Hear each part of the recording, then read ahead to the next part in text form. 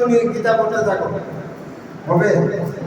যার মধ্যে একটু জ্ঞান আছে, লেখাপড়া একটু জ্ঞান আছে, তার দ্বারা কিন্তু করা সম্ভব, ঠিক না? সেই জন্য বেদব্যাস প্রথম পুরাণ শিক্ষা দিয়েছে কাকে? রঘুস্বামী। রঘুস্বামী ছিল একটা সূত্র, কিন্তু সেই কিন্তু জ্ঞানী।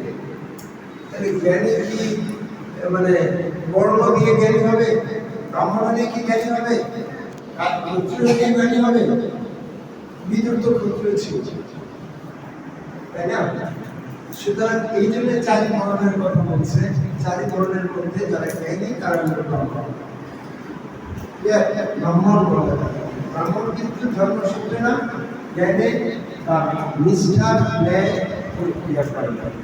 তো যার কারণে যে কথা বলতে চাচ্ছি, আমরা বিনা যুদ্ধে নাহি দেব সূচাগ্র নগরী বলছেন, এরকম একটা কথা শুনো তো নাকি? ইচ্ছা, এই কারণেই তো যুদ্ধটা, তাই না? দেখো, এই যুদ্ধের আগে তোমরা জানো কিনা যে এই পাণ্ডব পুত্রদেরকে বিষ খাওয়া মেরে ফেলেছিল, ঘরের মধ্যে আগুন দিয়ে তাদেরকে পুড়ে ফেলতে চেয়েছিল, বাড়ি থেকে বের করে দিয়েছে, কত কিছু না? তারপরও কৃষ্ণ অর্জুন বলতেছে, আমি সুকামত, আমি আমার রক্তের ইয়েদেরকে, আত্মীয় স্বজন, আমার স্বয়ং গুরুদেব যার কাছ থেকে অস্ত্র শিখছে, জানো যার কাছ থেকে অস্ত্র শিখছে?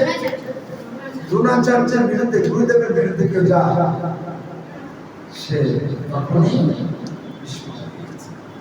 তার মানে কি? নিন্দা এসবগুলো অবস্থান করেছে।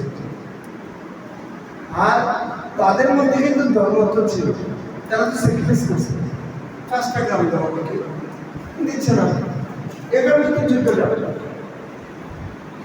যুদ্ধ তো হলো না। কৃষ্ণ বলছে এই যুদ্ধ